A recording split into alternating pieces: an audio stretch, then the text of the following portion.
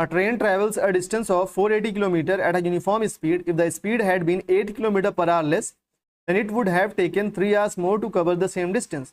We need to find the speed of train. तो हमें speed of train find करनी है, तो सबसे पहले यही लेट करेंगे कि let the speed of train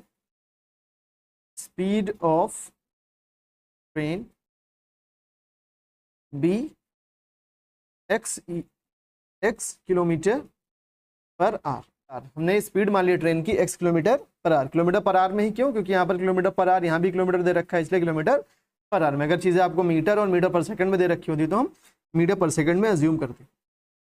ठीक, आगे क्या बोला है? Train travels a distance of 480 kilometres. तो स्पीड हो गई x kilometre per hour, distance कितनी है? 480 किलोमीटर।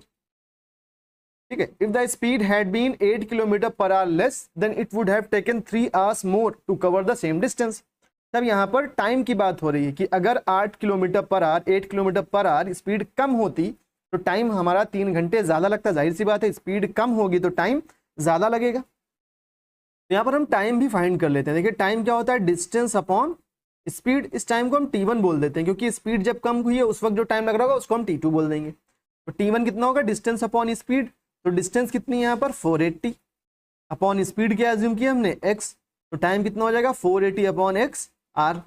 तो t1 आ गया 480 अपॉन x r। इतना टाइम लग रहा है। अब क्या बोला है?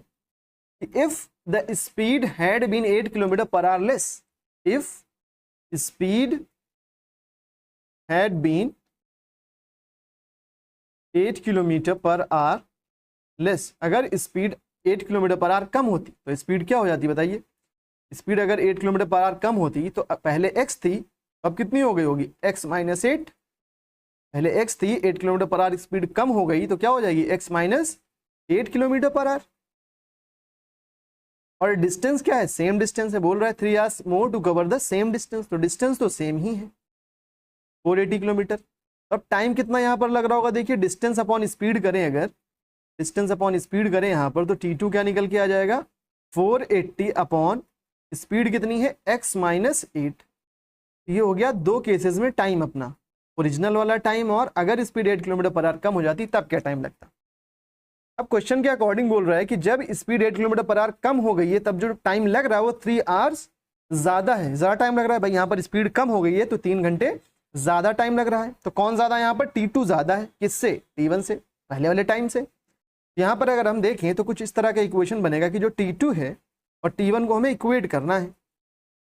तो t2 3 आवर्स ज्यादा है, t2 3 आवर्स ज्यादा है t1 से, तो ऐड किधर करेंगे? जिधर कम होगा। तो t1 में 3 ऐड कर देंगे। t2 is 3 hours more than t1। तो t2 क्या हो गया? t1 plus 3। ठीक है, इसे अगले पेज पर सॉल्व करते हैं हम लोग। तो इक्वेशन बनी t2 is equal to t1 plus 3 और t1 क्या था? 480 बाई x और t2 480 बाई x माइनस 8। तो यहाँ पर वैल्यूज पुट करेंगे तो t2 के प्लेस पर आ जाएगा 480 upon x minus 8 is equals to t1 480 upon x plus 3। इसको सॉल्व करें अगर तो 480 upon x minus 8 is equals to, यहाँ पर इनको ऐड करें, यहाँ पावर में 1 होगा तो नीचे नीचे मल्टीप्लाई किया तो x बना, क्रॉस किया तो 480। ठीक है, इधर क्रॉस किया तो 3x। अब इसको क्रॉस मल्टीप्लाई करते हैं ऐसे तो x minus 8 multiplied by 480 plus 3x। ये इधर क्रॉस किया ऐसा, इधर करेंगे क्रॉस तो 480 into x is equals to 480x। अब इन दोनों को मल्टीप्लाई करें तो पहले x से 480 प्लस 3x को मल्टीप्लाई करेंगे, फिर माइनस 8 से 480 प्लस 3x को मल्टीप्लाई करेंगे इज इक्वल्स टू 480x।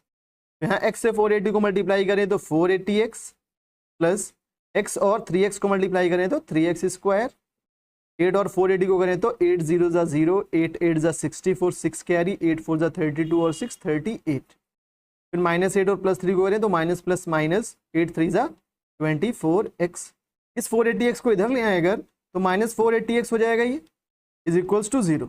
ये प्लस का 480x और ये माइनस का 480x कैंसिल हो गया। यहाँ से क्या बचा? 3x square. अब x वाला टर्म लिख लेते हैं पहले तो माइनस 24x माइनस 3840, ये बन गई अपनी इक्वेशन। लेकिन यहाँ पर आप चाहो अगर तो 3 से डिवाइड भी कर सकते हो।